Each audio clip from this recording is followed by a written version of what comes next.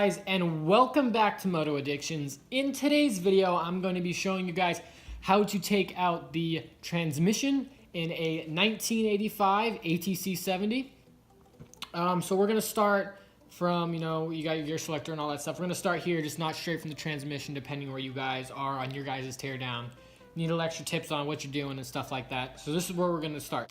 So the first thing you're going to want to do is you're going to take off this right here. I didn't have it on very tight, but you're just going to take it off. And there's a spring, so be careful. It shouldn't spring anywhere, but you always want to be careful.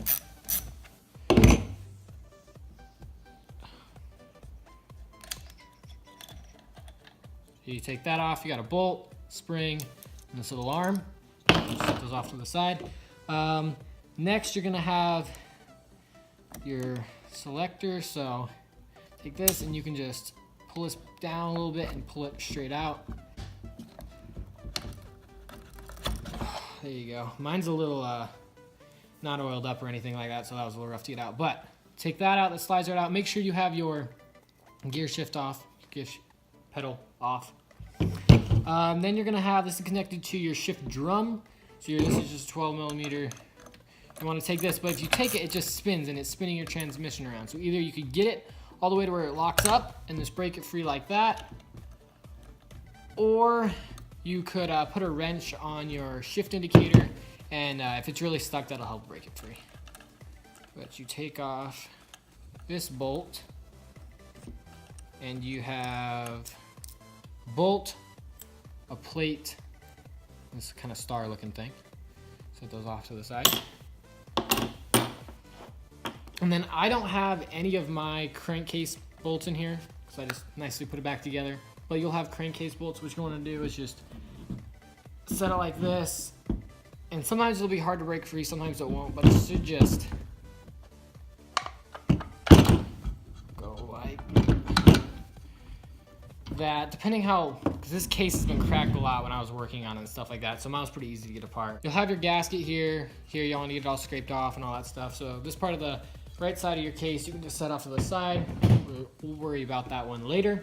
So now you're looking at your transmission, and most people are scared of their transmissions, but transmissions are nothing to be scared about. They're really simple, and there are only like a few things you can really mess up. So the first thing that we're going to want to do is we're going to go on the back, and we're going to take our neutral indicator out. This on this model is just a 12 millimeter. It's pretty standard, so you want to just hold it. It's a little bit easier to do when mine was already pretty loose because I didn't put it in very tight, but I would recommend doing it when you take out the bolt you took out from right here. It's just easier to do it like that. So this is just turn to left, loosens up. There's your indicator right here. Set that off to the side. So now nothing's sticking out the back. You can set this down. What's really cool about this is you push on your final drive, you push on it, and everything. So I push on the back of that, and then you want to grab right here, and you pick up, and there's your entire transmission. All right, so when you take your transmission out, there will be a little copper thing in the back. It goes right here, but I'll explain it later. So you can keep it on, take it off. Doesn't really matter. I already have mine off, so let's take mine off. So the transmission literally just slides in like that. You have little gears, launches up, and then when it moves around, it shifts like so, and then it shifts gears. So you want to take that one off, slide out. All right, so these are your shift forks right here. This is your shift drum. Okay, so you can keep it like this, and these are the pins that go inside your shift drum. These are so it stops on the gears. Right there, one, you have all four. So those are those are. These fall out really easy, so just make sure you don't lose them. But these are what select your gears. So they go like this, and then when this spins, when your thing spins around, get this to go right. This spins, See how they move? I'll get a better example. But they move like that. So, and they're stuck in with pins, and you want to take them off to inspect them and make sure they're all good to go. So they have, you can see, right there. You have these little pins, and all you got to do is push them. In this case, this one you want to push, the other one you're going to have to pull. But it comes out the back side, and make sure you have something to just pull them out like that. That's what they look like. Your shift fork can just not slide off because, see that little pin right there? That is what is keeping them in the little grooves. So you gotta shake it around until it starts to come out, and then you can just grab. Nope. There you go. See, those go in there and they sit in these grooves right here. So these are what are used to select gears. So you want inspection, make sure they have no like wears or anything really out of whack. But okay, here's a better thing. So when you so like this is one gear, right? Okay, and you change gears, and this moves with the grooves. See that? Moves with the grooves and then pushes your gears up and down, selecting what gear you're in. So that's how that works. So we're just gonna get this one out real quick. Just like that. We did the same thing as the other one. That's the wrong side, but this one just slides off. Make sure you keep these separate and you know which one goes on the top, which one goes on the bottom, okay? All right, so I have a handy dandy little diagram here that I have off the service manual. If you don't have a service manual on your phone or you don't have it printed out somewhere, I highly advise getting it now. Put down a link in the description where a bunch of ATC service manuals are so you can download them and get something as nice as this so while you're working you don't mess this up. So we're gonna start with the counter shaft. The counter shaft is the one that sticks out and that goes to your final drive gear. So sticks on like that. All right, so we're gonna start the disassembly. So the first gear just pops off. You got a washer on either side. This one has a skinnier side washer. That one's a little fatter. Let's keep them all in line.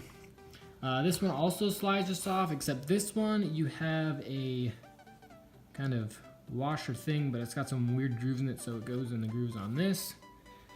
You can set that one aside. Then you have a C-clip. These are a big pain, but you know, you have to spread them apart and get them off, which I will do. Right, and just like that, got that one off. Next, you have this gear. So once you get that one clip off, it just slides off. Okay.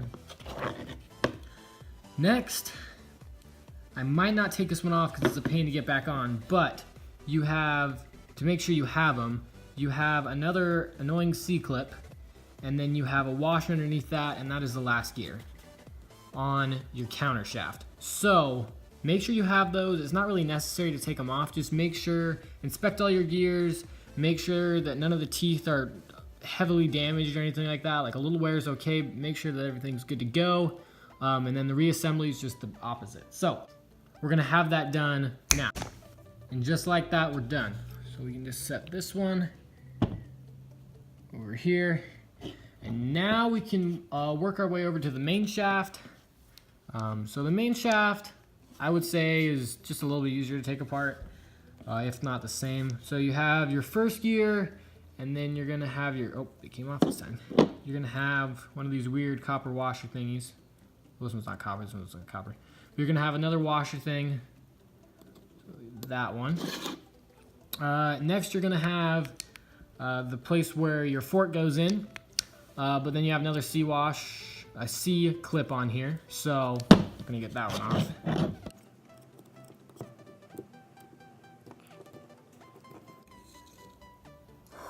Wow, that one came off really smooth. So you got your C clip right there. And your next gear comes off nice and easy. Then you have another C-clip, which, if you could see that, haha, bad jokes. You see where it, right there, where it comes in. You have to get your thing, yeah, that's just not happening right now. But that's your last gear. If you really want to inspect down there and make sure there's minimum wear. And then the last final gear is, well, it's permanently on there. That gear does not come off, so don't waste your time trying to get it off. But that's the tear down and get it back. It's just the opposite. Really simple.